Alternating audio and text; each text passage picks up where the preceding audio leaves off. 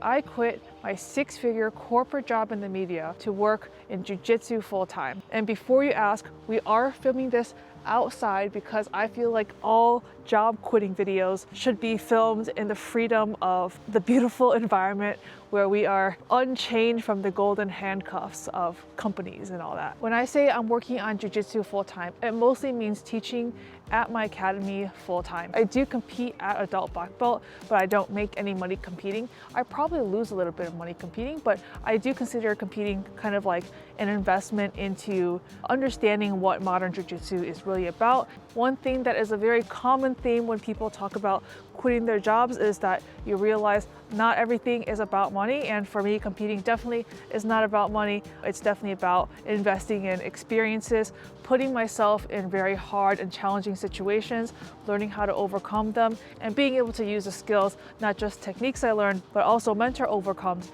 in my everyday life. Before anything else, I think it's really important just to say that, of course, quitting my job is also a financial decision, not just one made of passion. I had worked at my corporate job for many years and had saved accordingly, not necessarily planning to quit my job, but always thinking that I needed to save as much as possible and live very frugally. I was always someone who didn't go out very much. I focused almost all of my free time on training in jiu-jitsu, and I didn't spend any extra income on like clothes or even like coffee outside. All of my disposable income pretty much was reinvested into learning as much jiu-jitsu as possible, whether that was through seminars, private lessons, traveling to women's camps, and honestly a lot in competing. I invested a lot of resources in competing, not just financially, because I really felt like that was one of the things that propelled me really quickly through progressing in terms of both skill and just learning how to compete. Now, speaking about the job I quit,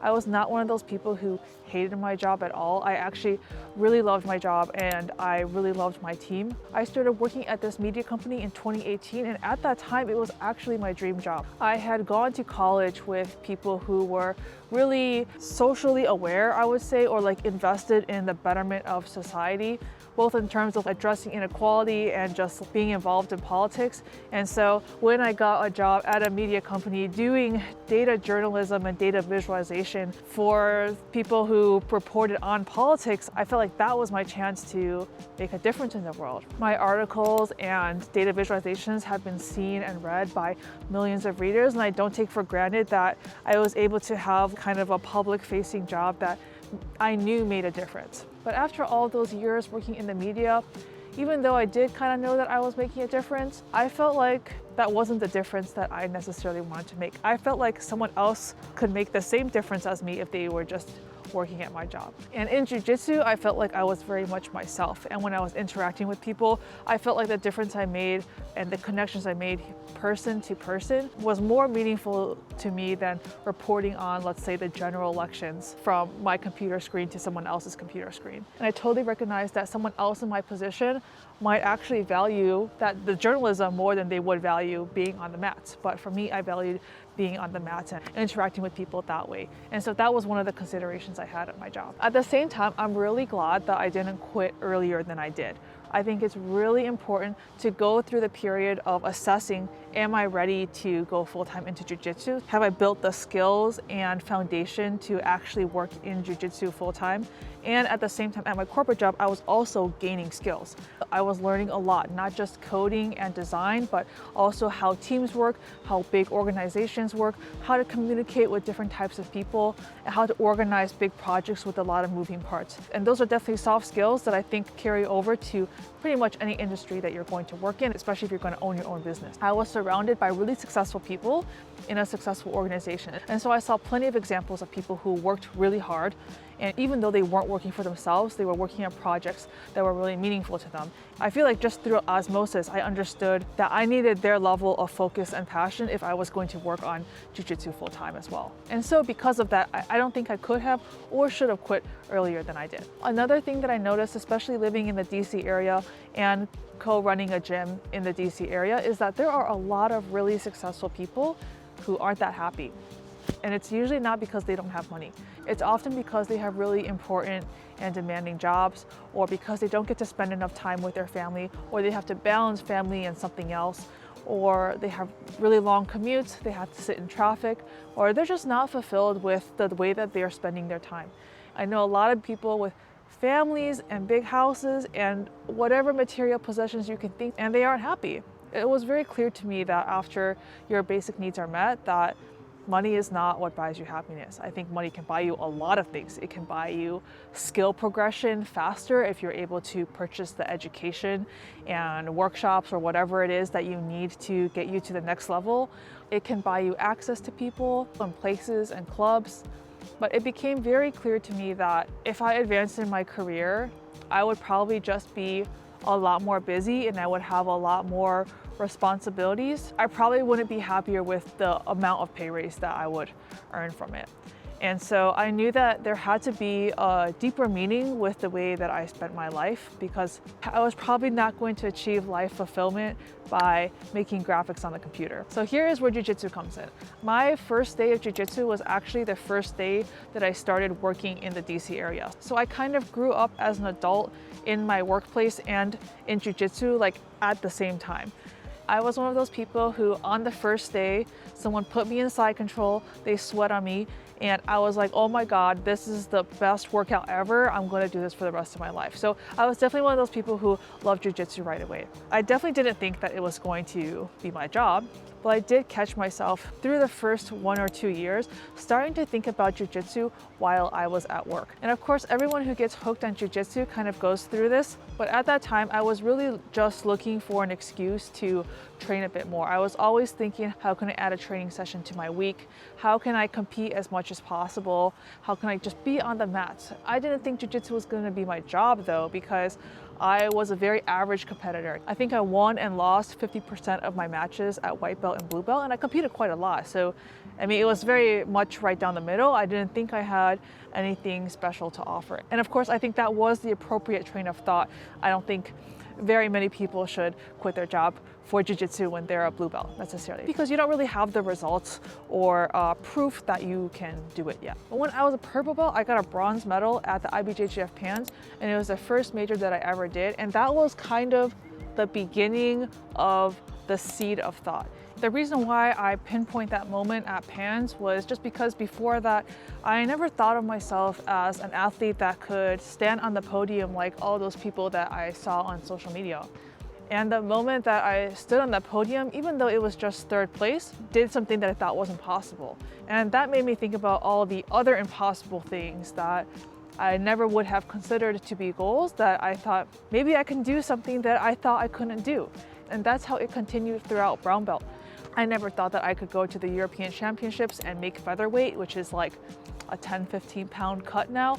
But I was able to do that at brown belt, and I got another bronze medal. I was then able to medal at the Pan Americans and Worlds as a brown belt in the adult division. And then at black belt, I fought some pretty famous people and I won some of those matches. And so after achieving one impossible thing after the other, I just started to think that there are not that many things that are actually impossible. Of course, they take time, but also they require you to dare to do it. The final step was for me to dare to do Jiu-Jitsu full-time. And so one of the biggest things that I had to do was to make peace with the idea of failure. I was really scared that if I quit my job, and I told people that I quit my job, and if I didn't succeed in Jiu-Jitsu afterwards and I didn't get better at Jiu-Jitsu, they would think, man, Beatrice quit her job and she still sucks at Jiu-Jitsu. Like, what a loser. And obviously I thought that the chances of that happening were quite low because, you know, obviously I work hard and I feel like I had a path going forward to becoming good at Jiu-Jitsu. But in terms of like competition results, those things are never guaranteed. You never know who's going to be in your brackets or what kind of day you're going to have or what kind of day that other athlete is going to have. And so in my conversation with myself, I asked myself, hey, if I quit my job, this job that I really wanted all throughout college, and I did Jiu-Jitsu full-time, and I was still kind of bad at Jiu-Jitsu for the rest of my life, would I still be okay with my decision? Would I still be at peace with my decision? And when the answer was yes, then I knew that I was ready to quit my job. I knew that at that time that it was much more important to me to be able to choose how I spent my days and to work on something that was more meaningful to me. Even if I meant I would never win like a big jiu-jitsu tournament that I really wanted to. Going along the lines of competition, the first time I went to Brown Belt Worlds, I lost the first round. Of course, like I think the other athlete was better than me, but I did feel like there were some factors going into it, such as the physical preparation and just mentally being focused. I felt like at that time, my work schedule was very much in conflict with me training seriously to go to Worlds at the adult brown belt level. And while of course my opponent deserved that win and she definitely played a better game than me that day, I didn't want to feel like that ever again. I didn't want to feel like I wanted to blame someone else for my failure. I didn't want to blame my job. I didn't want to blame my schedule or my coworker. I wanted to own the reason why I failed. It needed to be because I didn't do the training. I didn't make time for the conditioning or studying or whatever it was I needed to prepare. One of the best things now about competing is not just being a little bit more successful in my black belt matches these days, but also that for every failure and success that I have, I get to own it completely. I get to say I failed because I did that, and I get to say I succeeded because I did that. And I think that's very powerful, and it makes me feel like I'm walking through life only on my own two legs. And of course I have a team and a coach and people help me, but I get to say that I chose all of the steps leading up to whatever outcome that I get. Now, to be totally upfront, the hardest part of quitting my job was not any of these things. The hardest part was knowing that I would have to tell my parents. You can all see that I'm Asian. I have Asian parents as well. I think they're very private people, so I won't talk too much about those conversations, but one of the things that I had to make peace with was that I knew that it was very likely that my parents would not agree with my decision, or at least they would not like it, and I had to be okay with that. Those conversations were some of the hardest conversations I've had in my life, and probably suitable for a completely different video. Around the time I was considering quitting my job, we got news that one of our coworkers from the company had passed away. And he was really young, I think in his early 40s. And I've always kind of thought about like the meaning of life, the end of life. But knowing someone that I saw pretty often at work had passed made me like consider, what would I really think about and cherish in my last days? Would I be glad that I really stuck it out there in my corporate job for 40 years and retired comfortably?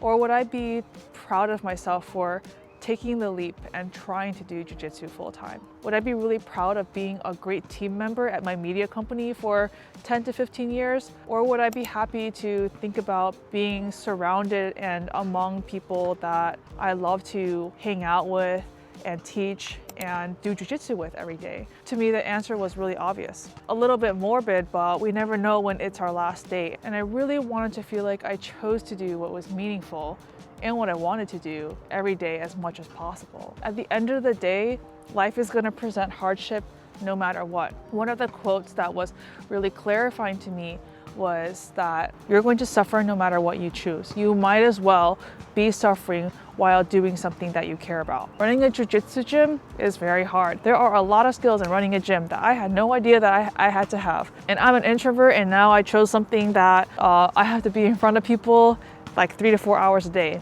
I would say I'm being challenged, but I would not say it's suffering. I would say jiu-jitsu is very hard.